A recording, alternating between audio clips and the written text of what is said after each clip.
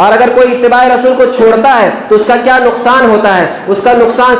سب سے بڑا اور سب سے پہلا نقصان یہ ہے کہ وہ آدمی مومن نہیں رہ جاتا، اس کا ایمان ختم ہو جاتا ہے۔ جو ایمان کا دعوے دار ہے وہ اتباع رسول کو اگر چھوڑ رہا ہے تو گویا کہ اس کے دل سے ایمان نکل رہا ہے، اس کا ایمان خطرے میں ہے۔ اللہ رب العالمین سورہ آل عمران آیت نمبر 32 کے اندر ارشاد فرماتا ہے قل اطیعوا اللہ والرسول فإن تولوا فإن اللہ لا يحب الکافرین، کہ اے نبی آپ کہہ دیجئے کہ تم اللہ کی اطاعت کرو اور رسول کی اطاعت کرو۔ فإن تولوا، اگر وہ پھر جائیں، اگر وہ اس بات کی طرف نہ آئے، وہ اتباع رسول کو نہ اپنائے، تو فإن اللہ لا يحب الکافرین، تو بے شک اللہ تعالیٰ کافروں کو پسند نہیں کرتا۔ پتہ چلا جو اتباع رسول نہیں کرتا وہ کافر ہے۔ اللہ تعالیٰ نے یہاں پر اشارتاً کہا، اور دوسری آیت میں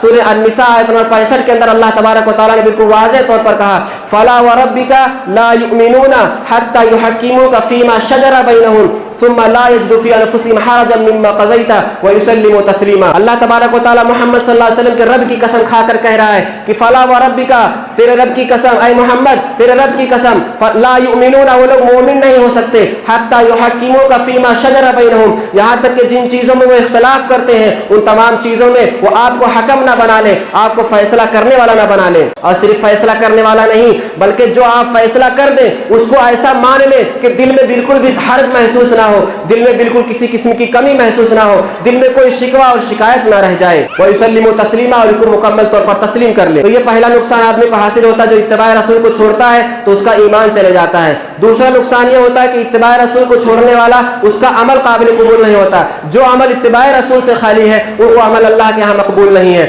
اللہ رب العالمین سورہ محمد آیت نمبر 33 کے اندر ارشاد فرماتا ہے یا ایھا الذین آمنوا اطیعوا اللہ واطیعوا الرسول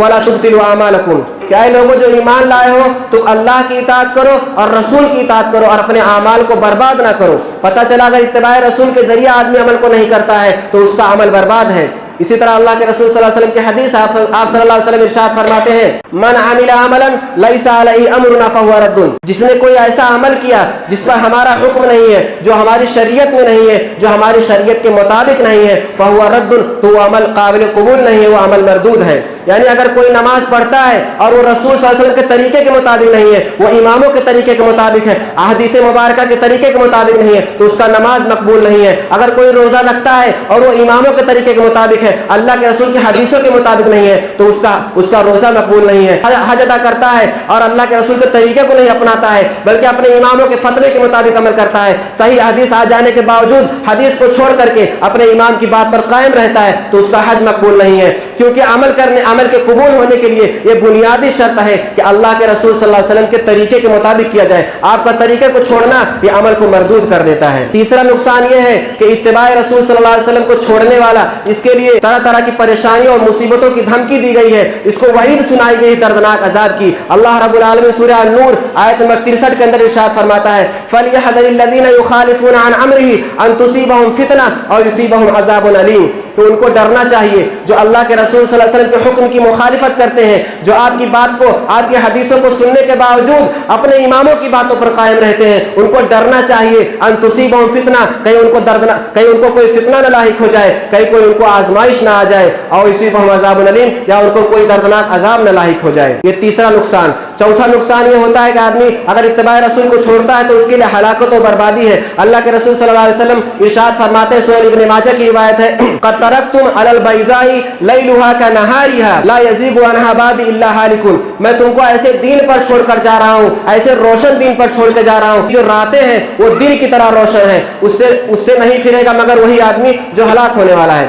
یعنی جو میری شریعت کو چھوڑے گا، جو میری حدیثوں کو چھوڑے گا، جو میرے قرآن کو چھوڑے گا، جو میری باتوں کو چھوڑے گا، جو قرآن و حدیث کے مطابق عمل نہیں کرے گا، وہ ہلاک و برباد ہو جائے گا۔ اور پانچواں نقصان جو آدمی کو حاصل ہوتا ہے وہ سب سے بڑا نقصان، وہی آخری نقصان، اس کے